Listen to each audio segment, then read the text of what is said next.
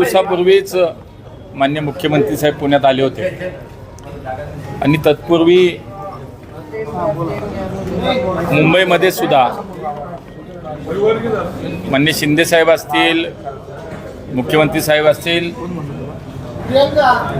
यांनी एकत्रितपणे निर्णय घेतला की महाराष्ट्रामध्ये सर्व महानगरपालिकेच्या निवडणुकीमध्ये भारतीय जनता पार्टी आणि शिवसेना युतीमध्ये लढतील। त्याच अनुषंगानं आज पुण्यामध्ये भारतीय जनता पार्टी आणि शिवसेनेच्या काही प्रमुख मंडळी आम्ही आज एकत्र बसलो आणि युतीच्या संदर्भात प्राथमिक चर्चा आज झाली।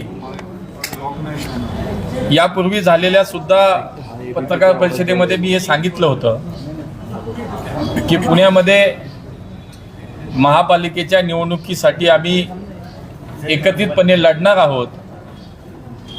माननीय मुख्यमंत्री देवेंद्रजींनी तशा सूचना आम्हाला दिल्या होत्या आणि त्यामुळे राज्याच्या नेतृत्वाचा जो काही निर्णय आहे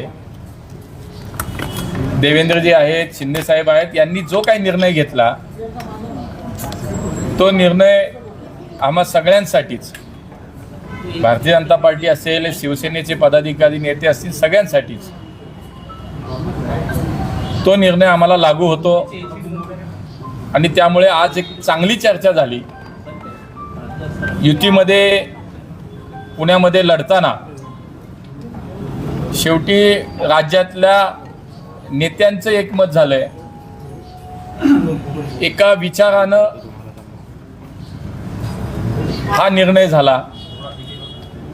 त्यामुळे पुण्याच्या आगामी निवडणुकीसाठी आम्ही सगळे भारतीय जनता पार्टीचे, शिवसेनेचे सगळे प्रमुख पदाधिकारी आज प्राथमिक जरी झाली असेल तर पुढच्या काही टप्प्यामध्ये बैठका होऊन त्याला अंतिम स्वरूप देण्यात येईल।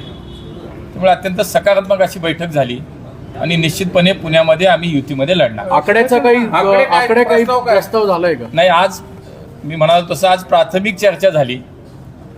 काही नावं, काही प्रभाग, आकडे याच्यावरती निश्चितपणे चर्चा झाली, परंतु ती केवळ प्राथमिक होती।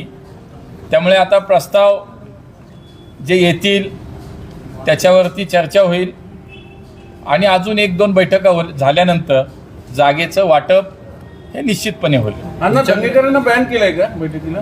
हा माझा विषय नाही, कारण मी भारतीय जनता पार्टीचा कार्यकर्ता आहे। त्यामुळे माझ्या पक्षाकडनं कोण यावं हे जेव्हा ठरले तेव्हा आम्ही 4 जण आलो। हा शिवसेनेचा विषय, त्यामुळे शिवसेनेचे नेते सांगतील, त्यामुळे माझा काही तो विषय नाही। तुमच्याकडे संख्या